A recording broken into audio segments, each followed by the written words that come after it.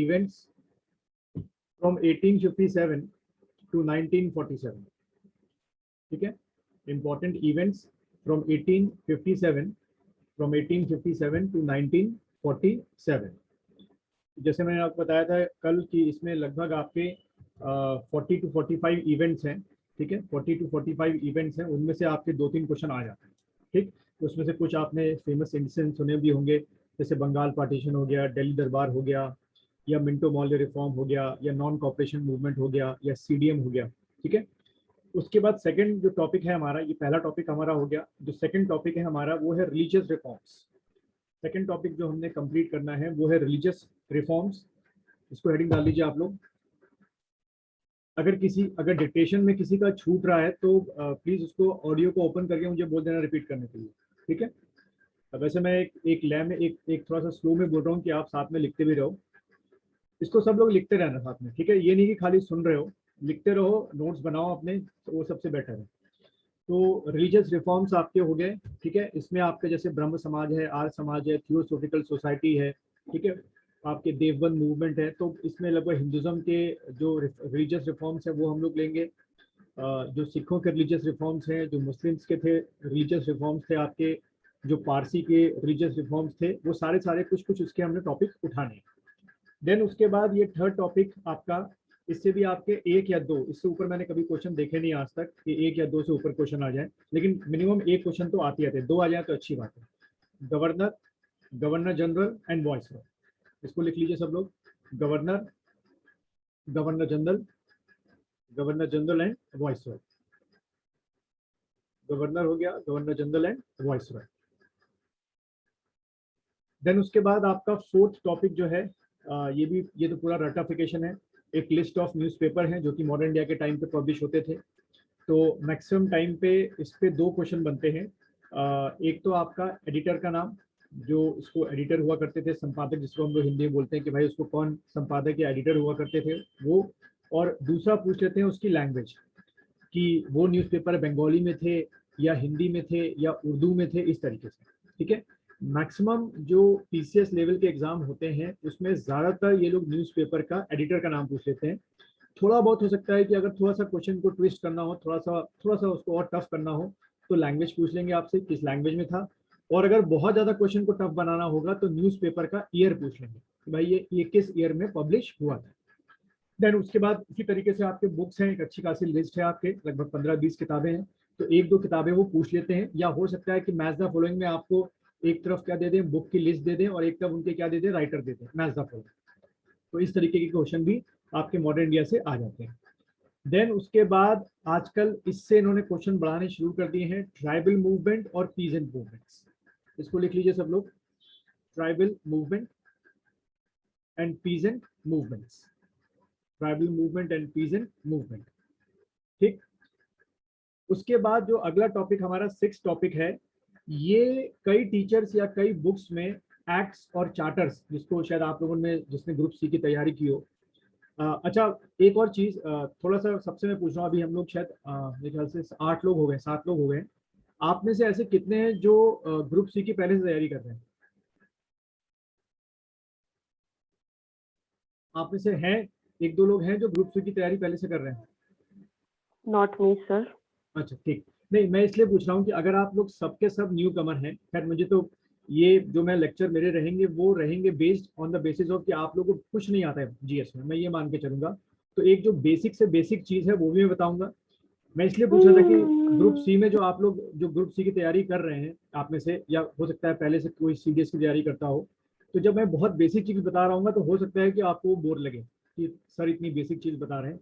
But logic ये है कि यहाँ पे कई स्टूडेंट्स ऐसे भी हैं जो कि बहुत मतलब उनके लिए बिल्कुल ये फ्रेश एग्जाम है, पहली बार दे रहे हैं. तो मेरा ये रिस्पॉन्सिबिलिटी है कि मैं बहुत बेस से शुरू भी करूँ और बहुत एडवांस की तरफ भी ले जाऊँ. तो जो पहले से ग्रुप सी का पढ़ चुके हैं तो हो सकता है कि शायद आपको थोड़ी बहुत बोरियत महसूस हो. खैर, वापस आते हैं अपने टॉपिक पे. तो ये जो 6 टॉपिक है आपका, acts and charter during the British India. तो इस टॉपिक को कई किताबों में या कई टीचर्स जो हैं वो पॉलिटी में पढ़ाते हैं. ठीक है, पॉलिटी के अंडर रखते हैं.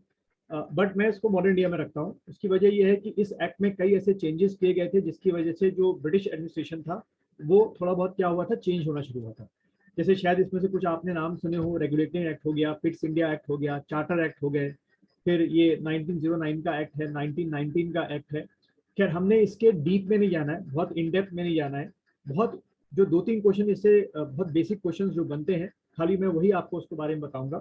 बहुत इन डेप्थ हमें अभी जाने की जरूरत नहीं। हाँ, उत्तराखंड पीसीएस जो अपर का एग्जाम है और जो उसका मेंस का एग्जाम है, उसमें तो आपको ये सारे एक्ट्स पढ़ने पड़ते हैं, क्योंकि वो डिटेल में पूछ लेते हैं कि write down the features of the regulating act, कि उसमें क्या क्या ब्रिटिशर्स ने चेंजेस किए थे या क्या क्या इंट्रोड्यूस किया था। ठीक है, तो ये एक्ट हो गया और charter during the British India. Then उसके बाद इसमें अभी मैंने उस लिस्ट में लिखा नहीं था, अगला टॉपिक जो होगा आपका वो होगा एडवेंट ऑफ यूरोपियंस। जो हमारे यहाँ पोर्तुगीज आए, डच आए, इंग्लिश आए, फ्रेंच आए, तो इसको लिख लीजिए advent of Europeans, advent of Europeans. ठीक है, तो ये ऑर्डर वाइज बता रहा हूँ। सबसे पहले हमारे यहाँ पोर्तुगीज आए, उसके बाद हमारे पास डच आए, फिर उसके बाद हमारे यहाँ इंग्लिश आए और उसके बाद हमारे यहाँ फ्रेंच आए। ठीक है, इस तरीके से इनका क्या हुआ है, ऑर्डर हुआ है, पोर्तुगीज, डच, इंग्लिश, फ्रेंच, यही ऑर्डर है। तो कई बार ये ऐसे स्ट्रेट फॉरवर्ड क्वेश्चन पूछ लेते हैं आपसे कि भाई इनका वो बताना। ठीक,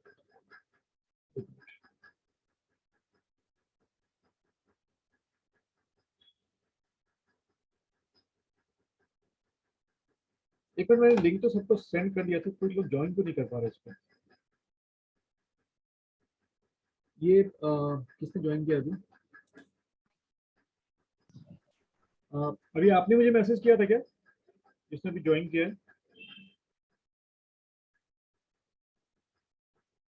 अभी किसने ज्वाइन किया है? चलो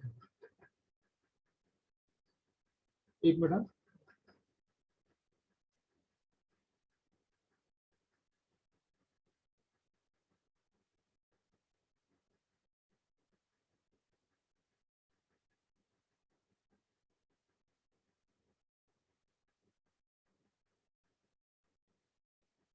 एक मिनट। अच्छा, ठीक है। ठीक, तो ये आपका जो ऑर्डर है, पोर्टुगीज, डच, इंग्लिश, फ्रेंच, इनको हम लोग पढ़ते हैं। एक तो ये ऑर्डर है इनका। दूसरा एक क्वेश्चन क्या बन जाता है कि ये लोग जब भारत आए तो क्या देखे गए, जैसे प्रिंटिंग प्रेस कौन देखे गया, टोबैको जो फार्मिंग होती है, टोबैको की फार्मिंग होती है, कमर्शियल फार्मिंग, वो कौन हमें सिखा के गया। तो उस तरीके के स्ट्रेट फॉरवर्ड क्वेश्चन आपके आ जाते हैं, तो वो सिंगल लाइन में वो आप लोग को लिखा दूंगा। ठीक है, तो ये वाला टॉपिक आपका हो गया। उसके बाद नवाब ऑफ बंगाल, अगला टॉपिक लिख लीजिए आप लोग, Nawab of Bengal, Nawab of Bengal, Nawab of Bengal. ये क्यों इतना इंपॉर्टेंट है, क्योंकि ऐसे तो ब्रिटिशर्स ने क्या किया था कि आपके हैदराबाद के जो स्टेट थे, मतलब हैदराबाद का स्टेट था, नीचे साउथ के स्टेट थे, काफी लोगों को एक्वायर्ड किया था। बट नवाब ऑफ बंगाल को इसलिए हम लोग खास तौर पे पढ़ते हैं, जैसे मीर जाफर है, मीर कासिम है, सिराजुद्दौला है, क्योंकि जो दो बैटल्स हैं आपकी, बैटल ऑफ प्लासी और दूसरी जो आपकी थी बैटल ऑफ बक्सर, इसने काफी कुछ क्या किया था आपका, चेंज किया था, मतलब पूरा का पूरा सिनेरियो चेंज कर दिया था ब्रिटिशर्स का। यहाँ पर उनका ऑक्यूपेशन क्या हो गया था, फाइनल हो गया था। ठीक है, तो इसलिए नवाब ऑफ बंगाल जो है वो हम लोग खास तौर पे पढ़ते हैं। ठीक, सबने लिख दिया अपने टॉपिक, कुछ छूटा तो नहीं किसी का? सर एक बार प्लीज रिपीट कर देंगे आप, मतलब ऑर्डर वाइज लाइन से। आपने अभी ज्वाइन किया है क्या? नहीं सर, पहले ज्वाइन किया, एक्चुअली थोड़ा कनेक्टिविटी इशू आ रहा है। अच्छा, कहाँ से दोबारा शुरू से करूँ, रिपीट? नहीं सर, नवाब ऑफ बंगाल से थोड़ा पहले आपने जो दो तीन सब पॉइंट्स वो कवर किए थे। नवाब ऑफ बंगाल से मैंने बोला था ये आपके पोर्टुगीज, डच, इंग्लिश, फ्रेंच, या advent of European, advent of Europeans, Europeans. Okay ठीक सर। है। तो उसमें लिख लो आप ब्रैकेट में करके पोर्टुगीज, पहले हमारे यहाँ पोर्टुगीज आए, फिर हमारे यहाँ डच आए, फिर इंग्लिश आए और फ्रेंच आए। Okay sir. ठीक है, फिर हम वही डिस्कस कर रहे थे, जो अगर आपका कनेक्शन कटा होगा बीच में, कि ये हमने सिर्फ पढ़ना है कि ये यहाँ पर आए तो क्या देखे गए हम, ऐसे तो डिटेल में पढ़ने बैठेंगे तो बहुत टाइम लगेगा, बट ये आए तो क्या क्या हमको देखे गए थे यहाँ पर। ठीक है, प्रिंटिंग प्रेस हो गया, ये सब चीजें। ओके ठीक, सर। तो कितने टॉपिक हो गए टोटल? 8, एक ख्याल से 9 हो गए ना। गौरव कितने टॉपिक हुए? सर एक्चुअली मेरे यहाँ पे 9 हो गए टोटल, 8 हो गए। 8 हुए भाई, सबके कितने हुए ना? 8 हुए ना, ठीक है, 8 हुए, ठीक, बढ़िया। हाँ जी। 9th लिखिए टॉपिक, वो है आपका हम करेंगे मिसलेनियस। जो अलग अलग चीजें हैं, एक एक लाइन के मैं लिखा दूंगा। तो मिसलेनियस जो है वो आप लोग लिख लो, मिसलेनियस वाला जो चीज है वो चीज आप लिख लीजिए। तो सबसे पहले हम लोग जो है आज टॉपिक फटाफट शुरू करते हैं। इंपॉर्टेंट इवेंट फ्रॉम 1857 टू 1947, इसके बीच में क्या क्या इवेंट्स हुए। तो सबसे पहला जो इवेंट है जो आपको अपने स्क्रीन पे दिख रहा है, हेडिंग डाल लो, रिवॉल्ट ऑफ 1857। सबसे पहले हेडिंग डाल लीजिए, रिवॉल्ट ऑफ 1857। ठीक है, रिवॉल्ट ऑफ 1857। तो इसकी अगर हम लोग छोटी सी कहानी समझ लें, थोड़ा आसान होगा समझने में और मुझे लिखाने में आसान होगा, कि हमारे यहाँ जो यूरोपियंस, ये जो ब्रिटिशर्स थे, ईस्ट इंडिया कंपनी के नाम से पहली बार मुगलों के टाइम पर यहाँ पर आए थे। और एक मोटा मोटा मैं अगर लाइन लूँ कि 1757 का जो बैटल ऑफ प्लासी हुआ और उसके बाद 1764 का बैटल ऑफ बक्सर हुआ। तो बक्सर की वॉर के बाद आपका एक तरीके से ये डिसाइड हो गया कि पूरे नॉर्थ इंडिया में, ठीक है, जब भी मैं कभी बोलता हूँ नॉर्थ इंडिया, तो नॉर्थ इंडिया का मतलब क्या होता है, कहाँ से नॉर्थ इंडिया शुरू होता है और कहाँ खत्म होता है, कोई बताएगा? ये ज्योग्राफी का एक पार्ट आ गया। हिस्ट्री हो या ज्योग्राफी हो, हमने अपने इंडिया को दो तरीकों से बांट रखा है, नॉर्थ इंडिया और साउथ इंडिया। तो चाहे आप हिस्ट्री पढ़ें चाहे ज्योग्राफी से समझे, तो वो कौन सा ऐसा बाउंड्री है जिसके बाद साउथ इंडिया शुरू हो जाता है और कौन सा ऐसा बाउंड्री है जिसके बाद नॉर्थ इंडिया शुरू होता है? किसी को पता है इस बारे में? यानी कि मैं माउंटेन रेंज की पूछ रहा हूँ, वो कौन सी माउंटेन रेंज है जिसके बाद आपका नॉर्थ इंडिया और ये साउथ इंडिया शुरू हो जाता है? ठीक, आफ्टर डेक्कन साउथ इंडिया। नहीं, डेक्कन प्लेटू हो गया, वो पूरा का पूरा प्लेटू हो गया। इसमें आप लोग स्पीकर देके कर सकते हो, टाइप करने में थोड़ा टाइम बच जाता है, क्योंकि देखो स्टूडेंट इसमें हमेशा मैंने कमी रखूंगा कि आप लोग ऑडियो ओपन करके फटाफट जवाब दो और फिर ऑडियो ऑफ कर लो। किसी और को कोई गेस है कहाँ से आपका साउथ इंडिया शुरू हो रहा है, सॉरी नॉर्थ इंडिया खत्म हो रहा है और साउथ इंडिया शुरू हो रहा है? हाँ, चलो खैर, ये ध्यान रखना, अभी मैं इसमें एक इंडिया का मैप भी डाल दूंगा कल से। आपकी जो विंध्याचल रेंज है, ठीक है, विंध्याचल रेंज, ये आपके एमपी में पड़ती है।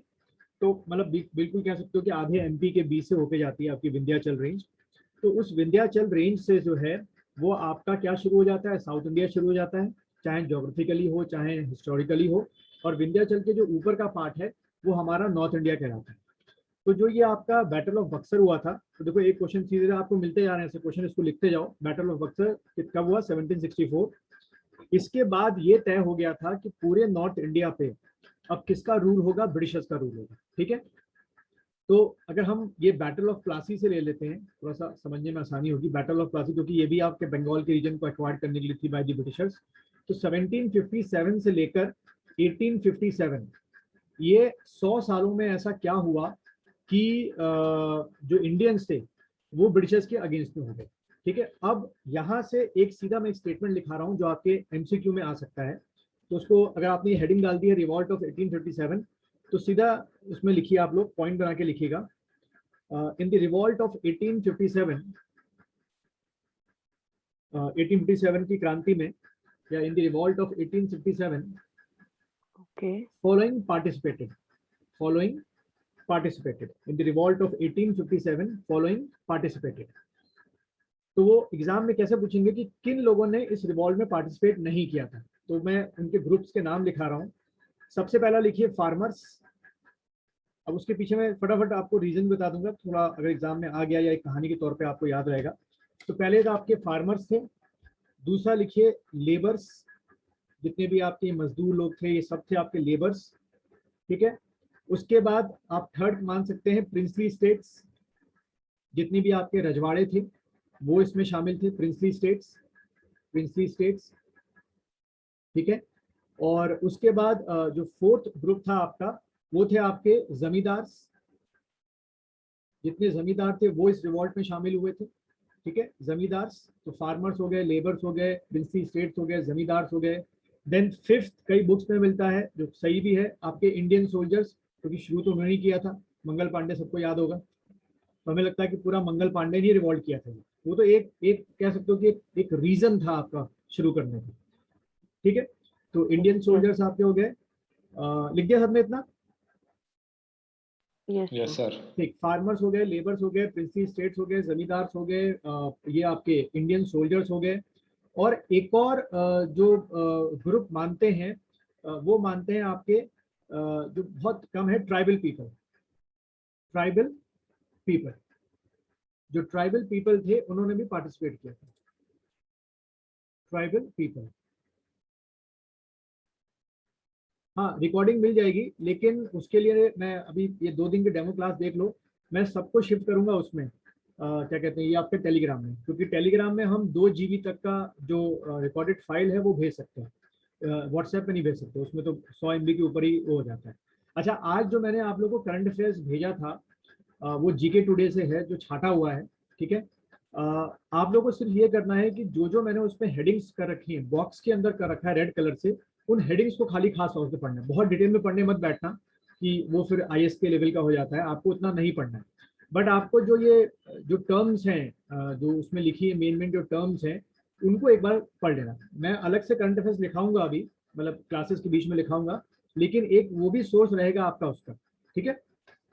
चलो फिर आगे बढ़ते हैं। तो हाँ, तो ट्राइबल पीपल भी जो थे इसमें पार्टिसिपेट कर रहे थे, ठीक। अब अगर हम बोलें कि ये 6 लोग थे, एक छोटी सी कहानी सुन लो, 2-3 मिनट की है, कि ये 6 लोगों ने ऐसा क्या हो गया इन 100 सालों में, इन 100 सालों में भाई ऐसा क्या हो गया कि इन्होंने 1857 में रिवॉल्ट कर दिया।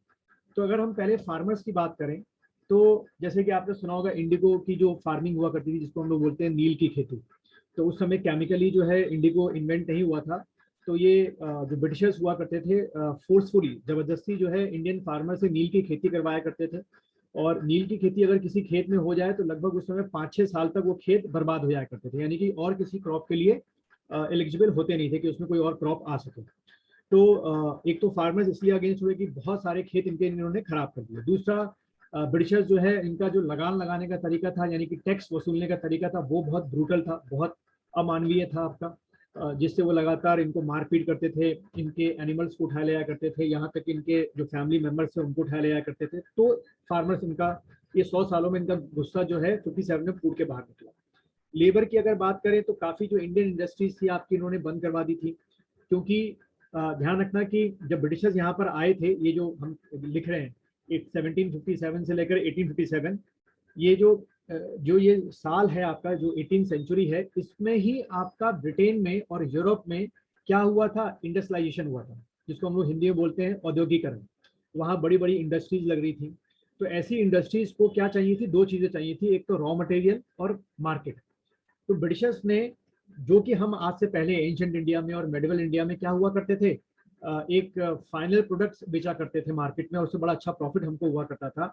हमारी सारी इंडस्ट्रीज को इन्होंने इंटेंशनली बर्बाद कर दिया, सारे लेबर अनएम्प्लॉयड हो गए, और इन्होंने हमारी कंट्री को अपने इस 100 सालों के राज्य में क्या बना दिया, सोर्स ऑफ रॉ मटेरियल, कच्चे माल का एक स्रोत बना दिया, कि कच्चा माल लेते थे यहाँ से, जो भी मिलता था इनको, खासतौर पर कॉटन, और अपना ब्रिटेन जाते थे, वहाँ के जो इंडस्ट्रीज थी उनमें ये कच्चा माल या रॉ मटेरियल को यूज करते थे, और उनसे बनी बनाई जो चीजें थी, फाइनल प्रोडक्ट्स, वो हमारे ही आके वापस बेचते थे या और यूरोप की कंट्रियों में बेचते थे। तो बहुत बड़ी तादाद में आपके लेबर जो है वो क्या हुए, अनएम्प्लॉयड हुए आपके। ट्राइबल का ज्यादा कॉज नहीं है, लेकिन इसलिए शामिल थे कि कई जो आपके नॉर्थ ईस्ट हैं। अब यहाँ पर एक और क्वेश्चन जो आज के कॉन्टेक्स्ट में देखें, नॉर्थ ईस्ट में सिक्किम आता है कि नहीं आता है, कौन बताएगा। नॉर्थ ईस्ट जिसको आप लोग 7 सिस्टर्स बोलते हैं, उसमें सिक्किम आता है? नहीं सर। उसमें सिक्किम नहीं आता है, ठीक है। अब आप लोग के लिए एक असाइनमेंट है, इसको आज पूरा कर लेना। तो ध्यान रखना, जो मैं क्लास में आपको असाइनमेंट दे रहा हूँ, प्लीज उसको एक, जो भी आप करो अभी इसकी कॉपी लो, या अलग से करंट अफेयर्स की और असाइनमेंट की कॉपी एक साथ बनाओ। इसको आप लोग कह सकते हो मिसलेनियस। तो आप लोगों ने काम करना है आज कि जो आपके 7 सिस्टर्स हैं, जैसे नागालैंड, मणिपुर, मेघालय, मिजोरम, अरुणाचल, एक तरफ ये, और राइट हैंड साइड पे इनकी कैपिटल, ठीक है। ये बहुत चाइल्डिश वाला क्वेश्चन लग रहा है आप लोगों को, लेकिन मैंने देखा है कि पीसीएस जैसे एग्जामों में आया है कि ईटानगर हो गया या जो भी आपके एग्जाम में ये कैपिटल है और बाकी की, वो आपसे पूछ लेते हैं, ठीक है। तो एक तो आप ये करोगे असाइनमेंट कि एक तरफ कैपिटल हो गई, एक तरफ आपके इनका स्टेट हो गया, पहली चीज। इसकी वजह एक और मैं बोल रहा हूँ, क्योंकि अभी नॉर्थ ईस्ट कुछ किसी वजह से न्यूज में था 1 हफ्ते पहले, कौन बताएगा। किसी वजह से नॉर्थ ईस्ट के कुछ 2 स्टेट न्यूज में थे। सर अरुणाचल प्रदेश। अच्छा, और I कोई don't remember, but नहीं, I think अरुणाचल के जहाँ पे पुलिस फायरिंग में आपस की पुलिस भिड़ गई थी, स्टेट पुलिस, उसमें 6 पुलिस Yes, के sir. जो हैं वो लोग मर गए थे। गौरव, या आपको कुछ याद है? अभी गौरव के सामने नाम आ रहे हैं मेरे।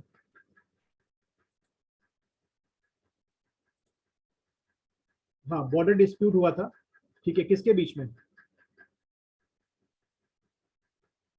हाँ, किसी को, चलो, तो ये लोग, आप लोग सर्च करोगे इसके कि जो बॉर्डर डिस्प्यूट था वो किसके बीच में आपका हुआ था, ठीक है। तो देखो, हमने क्या करना है कि जो चीजें करंट अफेयर्स में न्यूज में रही हैं उसका ज्योग्राफी भी हमने पढ़ना है, ठीक है।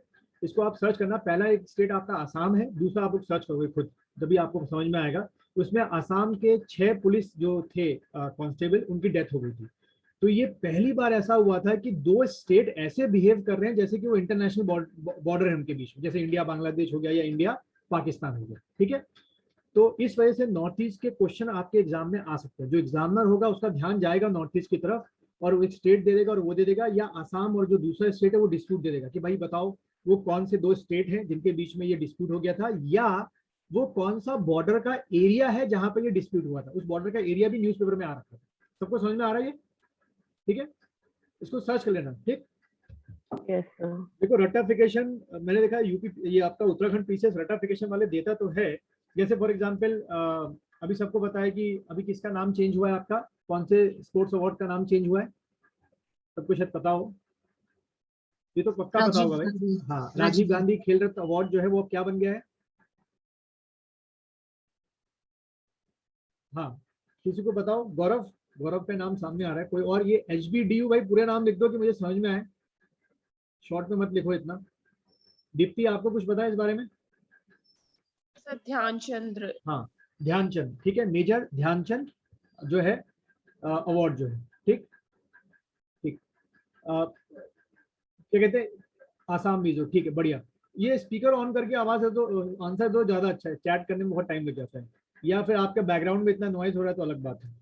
खैर, अब यहाँ से एक और चीज आप लोग सर्च करेंगे और नोट्स बनाएंगे, वो ये है कि मेजर ध्यानचंद जो है, हम सब जानते हैं कि हॉकी के जादूगर माने जाते थे, और बहुत टाइम से डिमांड चल रही है पिछले 5-6 सालों से कि भाई उनको क्या दिया जाए, भारत रत्न अवार्ड जो है वो दिया जाए, ठीक, जो कि अभी तक नहीं मिला उनको। तो आपने एक लिस्ट तैयार करनी है कि जो मेजर ध्यानचंद जिस जिस आपकी ओलंपिक में पार्टिसिपेट किया था, वो एक तरफ ओलंपिक का ईयर और जो मेडल था, क्योंकि हम लगातार गोल्ड जीते हैं, सिल्वर जीते हैं, ब्रॉन्ज जीते हैं। तो देखो, अभी हमारी हॉकी टीम जो है जीत के आई है ओलंपिक में, तो हो सकता है कि एग्जामिनर इससे रिलेटेड जो बैक के क्वेश्चन हैं, यानी कि इसकी जो हिस्ट्री है कि इंडिया ने अब तक कितने ओलंपिक में गोल्ड जीते हैं, कितने आपके ब्रॉन्ज जीते हैं और कितने सिल्वर जीते हैं, तो प्लीज ये भी दूसरा असाइनमेंट कर लेना आप लोग। तो पहला मैंने आपको नॉर्थ ईस्ट का दिया है, ये आसाम हो गया, और दूसरा असाइनमेंट मैं आपको ये दे रहा हूँ कि जो इंडियन हॉकी टीम की जो हिस्ट्री है, जो गोल्ड मेडल जीते हैं किस किस ओलंपिक में, प्लस आपका ईयर, आपसे एग्जाम में दे सकता है कि कौन कौन से आपके ओलंपिक हुए थे, कौन से आपके ईयर हुए थे, ठीक है। किसी को ऑडियो ऑफ कर लो, ठीक, क्या हो गया, चलो, क्या सबको इतना समझ में आ गया? हो जाएगा असाइनमेंट? Yes sir. ठीक है। Yes, sir. मैं असाइनमेंट देने की वजह एक और है कि मैं इसी से रिलेटेड MCQ क्वेश्चन दूंगा आपको, कि आप लोग कर रहे हो कि नहीं कर रहे हो। मल्टीपल चॉइस क्वेश्चन दूंगा इसी एग्जाम, मतलब सेशन के आखिरी में 5-6 मिनट के 5 क्वेश्चन दे दिए, कभी 6 क्वेश्चन दे दिए कि आप लोग कर रहे हो कि नहीं कर रहे हो। अच्छा, खैर आगे बढ़ते हैं हम लोग, वापस अपने टॉपिक में आते हैं। तो इन 100 सालों की जो ये कहानी है, इसमें फिर ट्राइबल मूवमेंट जो हम लोग चले गए थे नॉर्थ ईस्ट में, वापस आते हैं। ये जो आपकी प्रिंसी स्टेट थे, कई आपके जो रजवाड़े थे वो पहले ब्रिटिश का साथ दिया करते थे, बट अभी शायद आपने 2 वर्ड सुना होगा, जिसको मैं पढ़ाऊंगा अभी, डॉक्ट्राइन ऑफ लैप्स, ठीक है, और सब्सिडी अलायंस। ये 2 आपकी ऐसी ट्रीटीज हुआ करती थी जो ब्रिटिशर्स ने शुरू की थी। फिर से मैं रिपीट कर रहा हूँ, डॉक्ट्राइन ऑफ लैप्स Yes. और सब्सिडी अलायंस। अभी मुझे हिंदी का इसका याद नहीं आ रहा है क्या है, ठीक है, कि डॉक्ट्राइन ऑफ लैप्स को, या उसको क्या कहते थे, सब्सिडी अलायंस को क्या शायद सहायक संधि बोलते थे, क्या बोलते थे, मुझे याद नहीं आ रहा है। तो थोड़ा सा जो हिंदी वाले हैं, थोड़ा सा अगर आप लोग कंप्रोमाइज कर सकते हो तो चलेगा, वरना ठीक है। तो ये 2 जो आपकी ट्रीटीज थी, इनसे ब्रिटिशर्स ने ढेर सारे जो प्रिंसेस थे उनसे उनके राजपाट को छीना। तो ये लोग भी इन 100 सालों में बड़ा गुस्सा हो गए थे ब्रिटिशर्स से। फिर जमींदार जो थे वो पहले अच्छा खासा, उनके अंडर में 50 गांव 60 गांव आया करते थे। इन्होंने जमींदार को भी बाहर निकाल फेंका कि सीधे भाई हम कलेक्ट करेंगे टैक्स, क्योंकि जमींदार के थ्रू टैक्स कलेक्ट करने में उनको एक परसेंटेज देना पड़ता था।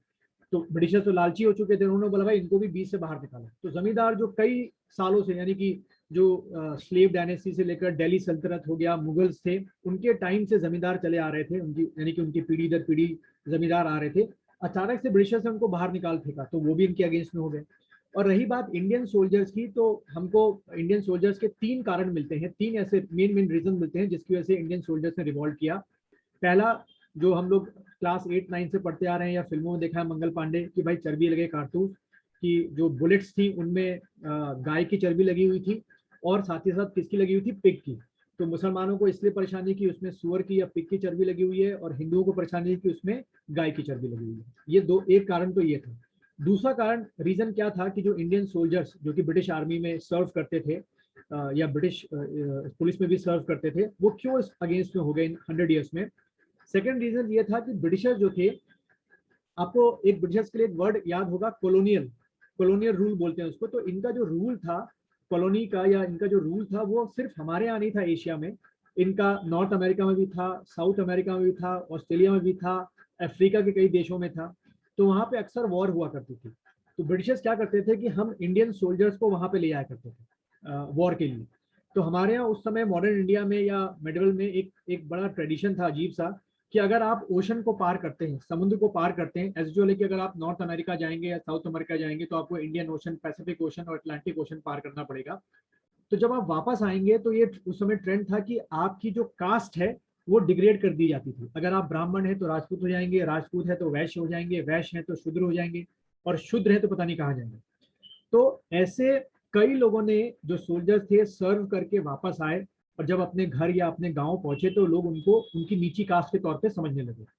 इसके इसके इसके कह सकते हो कंपनसेशन में ब्रिटिशर्स ने उनको कोई एक्स्ट्रा मनी नहीं दी, तो वो भी इनके अगेंस्ट में हो गए। और एक थर्ड रीजन मानते हैं, जो बुक्स में लिखा हुआ है, ये आप टिक करके आएंगे अगर एग्जाम में आ गया तो। थर्ड रीजन ये मानते हैं कि इंडियन सोल्जर्स के साथ जो ब्रिटिश ऑफिसर्स हुआ करते थे, वो बहुत ज्यादा मिसबिहेव करते थे, बहुत ज्यादा एब्यूसिव लैंग्वेज, गाली गलौज उनके साथ किया करते थे, इसलिए उनको ये रिवॉल्ट में पार्टिसिपेट करना पड़ा। सबको समझ में आया इतना अभी तक 6 का? Yes sir. ठीक है। तो अगर Yes, कोई yes, रीजन sir. आए क्वेश्चन, अच्छा अब इसका एमसीक्यू क्वेश्चन कैसे बनेगा, कि जो 1857 का रिवॉल्ट था उसमें किसने पार्टिसिपेट नहीं किया, ऐसे करके, या 1857 के रिवॉल्ट के क्या क्या कॉजेज हो सकते हैं। ठीक है, तो एक तो ये कॉजेज थे। दूसरा, एक और कॉज जो मैंने यहाँ पे लिखा नहीं है, वो है आपका रिलीजियस कॉज। रिलीजियस कॉज कैसे, कि ब्रिटिशर्स ने जैसे सती प्रथा है वो बंद करवा दी। ठीक है, उसके बाद आपका विडो रिमैरिज एक्ट पास करवाया, कि भाई जो विडोज हैं वो दोबारा मैरिज कर सकें। चाइल्ड जो मैरिज है उसकी एज उन्होंने बढ़ा दी ब्रिटिशर्स ने, कि क्या आप 12-13 साल के बच्चों की शादी कर दे रहे हैं, तो उन्होंने थोड़ा एज को क्या कर दिया, इंक्रीज कर दिया। तो और टेम्पल्स में जो है वो उस समय के जो रूल थे कि भाई शूद्र जो है वो टेम्पल्स में एंटर नहीं करेंगे, तो इन्होंने रूल बना दिए कि टेम्पल्स में जो किसी भी कोई कास्ट का हो हिंदू, वो एंटर कर सकता है। ये तो एक इनकी अच्छी बातें थी। तो इसलिए लोग जो थे इंडियंस, वो अगेंस्ट हो गए कि ये उनके इंटरनल जो मैटर्स हैं, जो रिलीजियस इंटरनल मैटर्स है, उसमें ब्रिटिशर्स क्या दे रहे हैं, दखल दे रहे हैं। एक और रीजन था कि क्रिश्चियन मिशनरीज, ब्रिटिशर्स ने क्रिश्चियन मिशनरीज को फुल फ्रीडम दे रखी थी, कि पूरे भारत में जहां जहां उनका रूल है, आप जाएं, अपना प्रोपोगेट यानी प्रोपेगेंडा जो भी है उनका प्रोपोगेट, एडवर्टाइज करें, और लोगों को कन्वर्ट करें किसमें, क्रिश्चियनिटी में। ठीक है, तो ये उनको छूट दे रखी थी। तो इससे कई, इनको ऑब्जेक्टिव यही था ब्रिटिशर्स का, कि भाई जितना हो सके लोगों को किसमें कन्वर्ट करो, क्रिश्चियन में कन्वर्ट करो। ठीक, अब यहीं से क्वेश्चन जो अभी मुझे याद आ रहा है, आप लोग लिख लेंगे, और शायद किसी को अगर पता हो, वो कौन सा आर्टिकल है जिसमें आपको रिलीजियस फ्रीडम मिलती है, कि आप अपने धर्म के बारे में इंडिया में कहीं भी प्रचार कर सकते हैं। किसी को पता है? ये जो ग्रुप सी का यहाँ पर हो शायद उसको पता हो, किसी को नहीं पता? खैर, वो है, मैं कॉन्स्टिट्यूशन में सारा चीजें पढ़ाऊंगा, और अभी थोड़ी डिस्कस ज्यादा करेंगे हम लोग। अच्छा, एक का आंसर आ गया भाई, 26। ठीक है, 18 नहीं, फिर तो ये ऊपर नीचे चला गया। आर्टिकल 25। ठीक है, 25 से लेकर 28 तक आपकी क्या है, रिलीजियस फ्रीडम है। ठीक है, 25, 26, 27, 28, ये 4 आपके आर्टिकल किससे रिलेटेड है, रिलीजियस फ्रीडम से रिलेटेड है। ठीक है, तो इसको हम लोग पढ़ेंगे बाद में चल के, 25 से लेकर 28। इसको अभी जो नए स्टूडेंट्स हैं लिख लो, जिनको बेसिक भी नहीं पता, article 25 to 28, article 25 to 28, religious freedom, religious freedom उसी के अंदर दे रखा आपका। तो उसमें मेन तौर पर 25 में दे रखा है कि आप अपने धर्म के बारे में लोगों को बता सकते हैं। वो बात अलग है कि अगर कोई इंस्पायर हो जाता है आपके धर्म से तो वो आपके धर्म को अडॉप्ट कर सकता है, चाहे कोई मुसलमान बनना चाहे, चाहे कोई सिख बनना चाहे, चाहे कोई क्रिश्चियन बनना चाहे, ठीक है, वो हमारे यहाँ अलाउड होता है। खैर वापस आते हैं अपने टॉपिक पे। तो ये आपके क्या कहते हैं, ये कॉजेज हो गए। अब एक लिस्ट लिख लो, इससे भी एक क्वेश्चन आ जाता है कि जब ये रिवॉल्ट शुरू हुआ था तो कहाँ पर हुआ। तो आप एक कॉलम तैयार करेंगे सब लोग, एक में लिखो डेट, सबसे पहले कॉलम में लिखिए डेट, ठीक है। दूसरे में लिखिए रिवॉल्ट सेंटर, रिवॉल्ट सेंटर यानी हिंदी में आप बोल सकते हैं विद्रोह केंद्र, रिवॉल्ट सेंटर, रिवॉल्ट सेंटर, और वहां का लीडर, यानी कि उस रिवॉल्ट को, जो 57 का रिवॉल्ट था, किसने लीड किया था, लीडर, ठीक है। डेट हो गया, रिवॉल्ट हो गया, रिवॉल्ट सेंटर हो गया सॉरी, और लीडर, आपका लीडर, ठीक। कल मैंने आप लोग को एक आर्टिकल बताया था कि वो कौन सा इंडियन कॉन्स्टिट्यूशन का आर्टिकल है जिससे आप अपने स्टेट का नाम या अपने शहर का नाम चेंज कर सकते हैं। जितना मुझे याद है कल जब मैं सेशन ले रहा था कुछ बताया था मैंने बीच में, अगर किसी ने लिख लिया हो तो अच्छी बात है और किसी को याद हो तो और अच्छी बात है, ठीक है। हिमांशु किसका आंसर आया भाई मेरे पास, एक मिनट, डीलिमिटेशन, तो डीलिमिटेशन कहाँ से आ गया, अच्छा नहीं मुझे आंसर नहीं आ रहा है यहाँ पर, किसी को पता है जो कल बताया था मैंने, आर्टिकल 3, ठीक है। आर्टिकल 3 में ये प्रोविजन दे रखा है कि अगर किसी स्टेट को या किसी शहर का नाम चेंज करना है तो आप अकॉर्डिंग टू आर्टिकल 3 जो है आप चेंज कर सकते हैं। जैसे कि हमारा पहला नाम क्या था, उत्तरांचल था, हमने क्या कर दिया, आपको उत्तराखंड कर दिया। सबको समझ में आ रहा है इतना यहाँ तक, ये लिख दिया सबने, डेट, रिवॉल्ट सेंटर, तो मैं इसको डिक्टेट करूँ आगे, ठीक है। ये साथ में लिखते जाना जो मैं बोलता जा रहा हूँ, article 3 you can change the name of a city and change the name of a state. दोबारा मौका मिले ना मिले क्योंकि हमारे पास टाइम कम है, तो जितना मैं बोलता जा रहा हूँ उसको लिखते जाओ फटाफट, और उसको हो सके तो जिस कॉपी में करो उसी में बॉक्स में कर दिया करो, ओके सर, ठीक है, क्योंकि जितना मुझे याद आता जाएगा मैं बताता जाऊंगा आप लोग को, ठीक है, वो जरूरी भी है। खैर, जैसे हमारा उत्तरांचल से उत्तराखंड किया और उसमें लगभग 10 करोड़ रुपए खर्च किए हमने, और देखिए उसका उत्तराखंड कितना आगे निकल गया। चलिए खैर आगे बढ़ते हैं हम लोग। सबसे पहला लिखिए 11th में, सबसे पहला लिखिए 11th में 1857, 11th में 1857, रिवॉल्ट सेंटर लिखिए दिल्ली, दिल्ली, और इसमें लिखिए बहादुर शाह जफर सेकंड, बहादुर शाह जफर, जेड से शुरू होगा, Zafar second, Bahadur Shah Zafar second, Bahadur Shah Zafar second. मैं मेन लिखा रहा हूं जो मुझे लगता है एग्जाम में आपके आ सकता है, बहादुर शाह जफर सेकंड, ठीक है। इनको जब इस रिवॉल्ट को जो सप्रेस किया गया था, इसकी 1 मिनट की छोटी सी कहानी है कि बहादुर शाह जफर सेकंड जो है इस रिवॉल्ट में पार्टिसिपेट नहीं करना चाहते थे। वो बड़े बड़े चैनो आराम से अपने पोतों के साथ जो रेड फोर्ट है वहां पे रह रहे थे, लेकिन जबरदस्ती इनको क्या बना दिया गया, लीडर, जो ये नहीं चाहते थे, और बाद में इनके पोतों को गोली मार दी गई और बहादुर शाह जफर को कहाँ भेज दिया गया, रंगून, ठीक है। रंगून कहाँ पर किसी को पता है, म्यांमार, म्यांमार, ठीक है, जिसका पहले नाम क्या था आपका, बर्मा।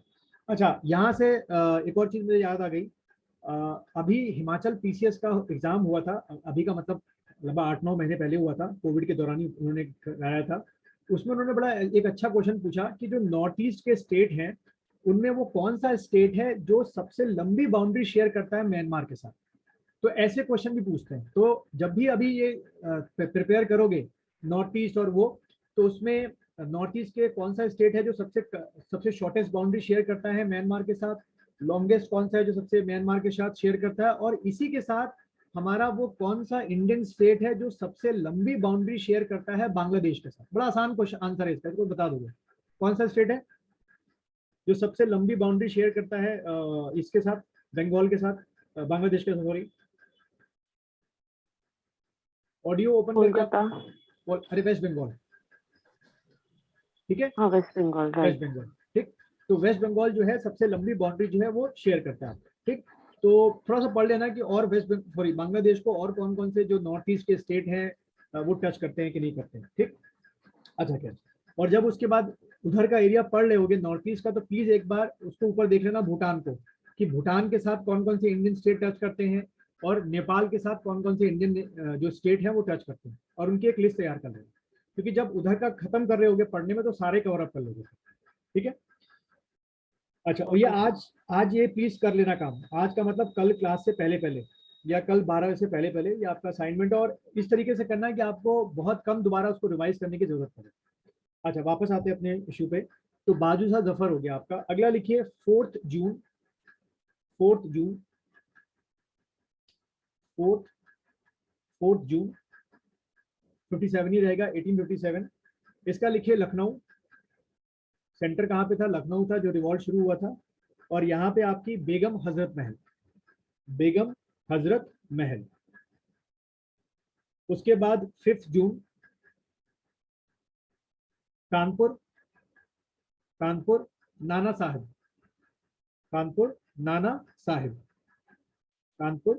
साहिब। अच्छा, यहीं पे एक बड़ा इंटरेस्टिंग क्वेश्चन है, नाना साहिब का असली नाम क्या था, ठीक है। तो लिख लीजिए वही ब्रैकेट में, कई बार एग्जाम में पूछ लेते हैं, रामचंद्र पांडुरंग, ठीक है ना, रामचंद्र पांडुरंग भी बोलते थे उनको। वो अच्छा, अगला लिखो 5 जून, फिर से लिखो झांसी रानी लक्ष्मीबाई। ये मत लिखो, ये आप लोगों को याद रहेगा, झांसी रानी लक्ष्मीबाई। उसके बाद 20 जून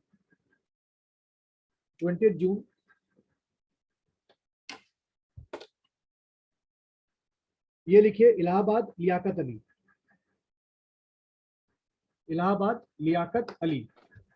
हाँ, इट्स 20 जून या 28? 20 ओके।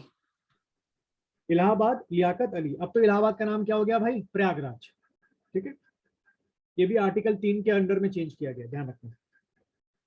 अच्छा, यहीं से एक थोड़ा सा एडवांस कह लो या जो भी समझो आप, क्योंकि आप लोग ये हमारा अपर का भी फॉर्म भर रहे हो यूके पीसीएस का, कि जब भी किसी स्टेट का नाम चेंज करना होता है या शहर का नाम चेंज करना होता है, क्या उसके लिए स्टेट असेंबली से परमिशन लेनी जरूरी है। जैसे मान लो हमारा पहले उत्तरांचल नाम था, उसके बाद हमने उत्तराखंड नाम चेंज किया, क्या इसके लिए उत्तराखंड गवर्नमेंट की या हमारी जो स्टेट असेंबली है क्या उसकी परमिशन जरूरी है, यहाँ पे बिल पास होना जरूरी है, या सेंटर ऐसा कर सकता है, यानी कि आपकी पार्लियामेंट ऐसा कर सकती है।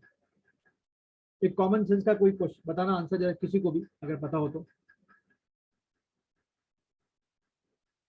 हाँ, एनी आइडिया? गौरव, मिया, रिया, कुछ भी आंसर किसी को पता है? मांशु, सर। ठीक है। अच्छा, किसी का आंसर तो आया भाई, नॉट नेसेसरी, ठीक है। हिमांशु का आंसर ठीक है, लेकिन एक कंसर्न ली जाती है बस, अभी एग्जाम में आ जाते हैं, ठीक है। चलो फिर आगे बढ़ते हैं। अच्छा, अभी 1 मिनट रह गया, अपने आप कट ऑफ होगा, मैं दोबारा लिंक भेजूंगा। हाँ ठीक है, उसमें भी बात करेंगे, यूनियन स्टेट में बात करेंगे, उसको भी मिक्सअप नहीं करते हैं। अच्छा खैर, उसके बाद अगला लिखिए, अब ये वो डेट छोड़ दो, क्योंकि जो मैं आप लिखा रहा हूँ वो और थोड़ी लंबी लिस्ट है, एग्जाम में आई है। बिहार लिखो, सीधा लिखो रिवॉल्यूशन सेंटर में बिहार, वहां पे कौन थे, कुंवर सिंह, बिहार में आपके कुंवर सिंह। उसके बाद